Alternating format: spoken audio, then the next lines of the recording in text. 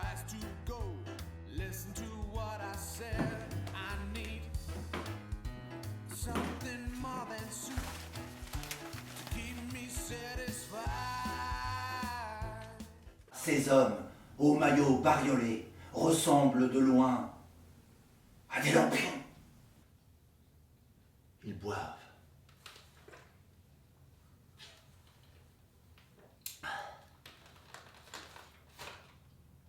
Un dernier coup. Cela fait, ils se lèvent et veulent sortir.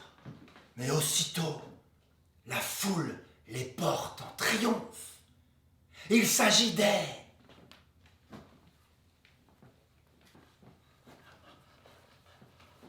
coureurs cyclistes partant pour le Tour de France. Place, place, ils arrivent. Regardez ces cuisses, crie la foule.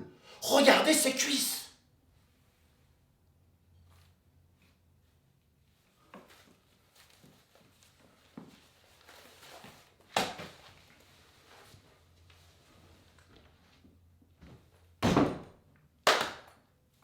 Ça c'est des cuisses.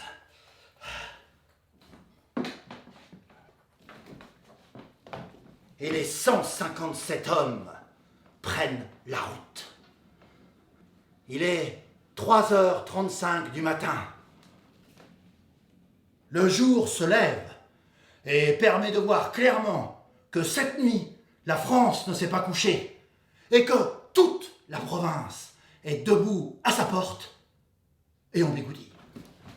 Mais, de Fécamp au Havre, le lot s'est épuré et les efforts ne se font pas sans souffrance.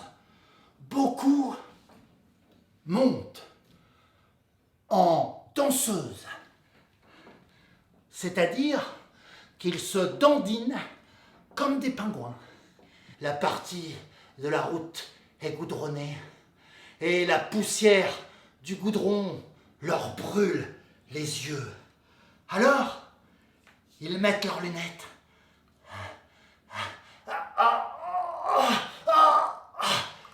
Mais ils les enlèvent.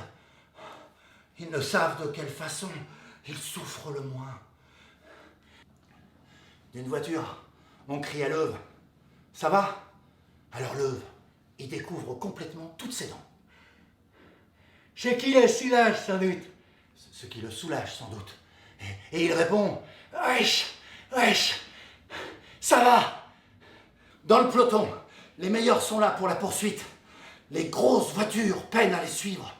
Tout le Havre est sur 5 km. On entend 1000 voix crier « Bottecca, Bottecca, Henri, Henri, Francis, Francis !» Mais c'est Bottecca. C'est Bottecca qui donne le dernier coup de jarret vainqueur. Il devance Ville, dit Jésus, dit Pactole, Pactole.